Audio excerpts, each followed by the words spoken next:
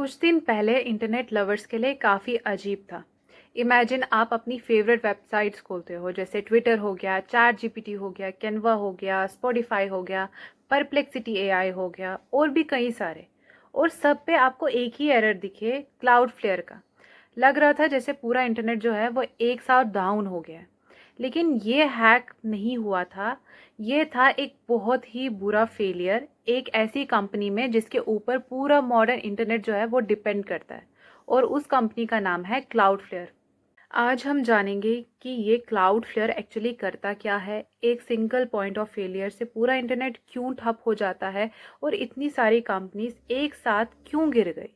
और सबसे इम्पॉर्टेंट चीज़, इससे फ्यूचर के लिए क्या सीख मिलती है हमें। अब क्लाउडफ्लेयर है क्या? क्लाउडफ्लेयर कोई एक वेबसाइट नहीं है, ये एक इंटरनेट बैकबोन यूटिलिटी है।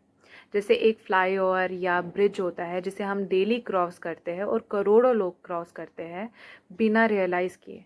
तो मेजर कंपनीज जो है वो क्लाउडफ्लेयर को यूज़ करती है 3 कोर कामों के लिए, जिसमें पहला काम है डीएनएस, डोमेन नेम सिस्टम। ये इंटरनेट का एड्रेस बुक होता है। जब भी आप openai.com या x.com लिखते हो तो क्लाउडफ्लेयर जो है उस नाम को आईपी एड्रेस पे कन्वर्ट करता है, तब जाके ब्राउज़र जो है वो साइट तक पहुंचता है।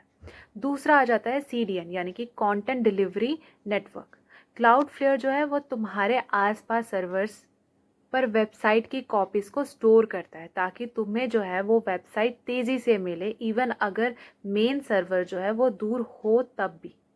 तीसरा आ जाता है security shield and DDoS protection. Cloudflare जो है वो ट्रैफिक को मॉनिटर करता है, बॉट्स और अटैक्स को ब्लॉक करता है और रियल यूजर्स के लिए पाथ को खोलता है। आयरनी ये है कि सिक्योरिटी बनाने वाला शील्ड ही कुछ दिन पहले गेट कीपर बन गया था और सबको अंदर आने ही नहीं दिया उसने। अब हुआ क्या था? 18 नवंबर 2025 को क्लाउडफ्लेयर के ग्लोबल नेटवर्क में कोड ट्रैफिक डिलीवर होना बंद हो गया। सब कस्टमर्स को दिखा ओनली एक एरर पेज।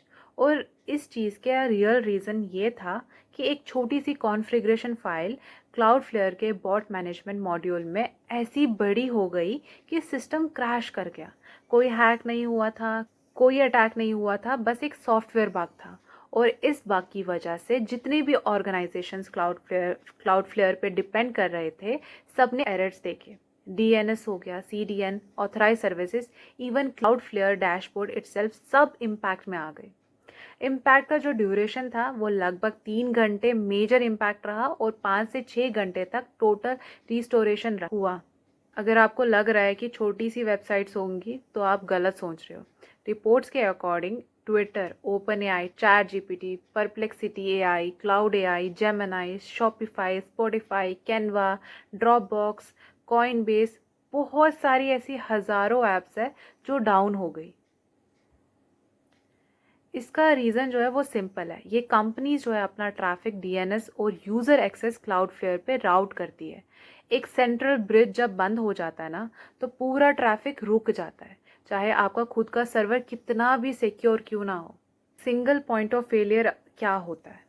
सिस्टम आर्किटेक्ट्स बोलते हैं जब पूरे सिस्टम एक ही प्रोवाइडर या कंपोनेंट पे डिपेंड करती है तो उसको कहते हैं single point of failure. Cloudflare जैसे सेंट्रलाइज्ड प्रोवाइडर पे पूरा इंफ्रास्ट्रक्चर जो होता है वो खड़ा होता है, तो छोटा सा बग या मिस कॉन्फ़िगरेशन भी चेन रिएक्शन बन सकता है। कंपनीज रिडंडेंसी तो बनाती है, लेकिन जब एक ही बैकबोन प्रोवाइडर सबको सर्व कर रहे हो तो बैकअप जो है वो काम नहीं आता है। लेकिन जब क्लाउडफ्लेयर डाउन होता है तो पूरा मॉडर्न इंटरनेट जो है वो क्रॉल पे आ जाता है। लोग कहते हैं कि इंटरनेट डिस्टर्ब्ड है, लेकिन सच ये है कि असली बैकबोन सिर्फ कुछ कंपनीज हैं, जैसे क्लाउडफ्लेयर हो गया, एडब्ल्यूएस हो गया, गूगल हो गया, माइक्रोसॉफ्ट का ओजूर हो गया। उनके हाथ में है पावर्स। अगर कोई भी एक गिरती है तो पूरा इकोसिस्टम शेक हो जाता है। ये है डिजिटल मोनोकल्चर का बिगेस्ट रिस्क, एक system wide domino effect. Financial and business पर भी इसका काफ़ी इम्पैक्ट पड़ा। ये आउटेज सिर्फ इनकन्वीनियंस नहीं था, इसने ग्लोबल इकोनॉमी को हर मिनट मिलियंस का लॉस दिया। पेमेंट स्टक हो गए, बिजनेस ट्रांजैक्शंस फेल हो गए, फिनटेक प्लेटफॉर्म्स डाउन हो गए एंड रेपुटेशन लॉस अलग से। अब ऐसे इंसिडेंट्स के बाद एक ही सोल्यूशन है, वो है resilience through redundancy. Multi provider strategy लाओ। एटलीस्ट क्रिटिकल सर्विसेज जैसे डीएनएस हो गए, ऑथेंटिकेशन हो गए, सीडीएन में यहाँ पे लाओ ज़रूर। डिपेंडेंसी ऑडिट करो, अपने स्टैक में देखो किन किन चीज़ों पे क्लाउडफ्लेयर, एडब्ल्यूएस, गूगल का डिपेंडेंसी है। प्रॉपर डिज़ास्टर रिकवरी टेस्ट करो, पेपर प्लान नहीं करो, एक्चुअल फेल ओवर ड्रिल्स देखो।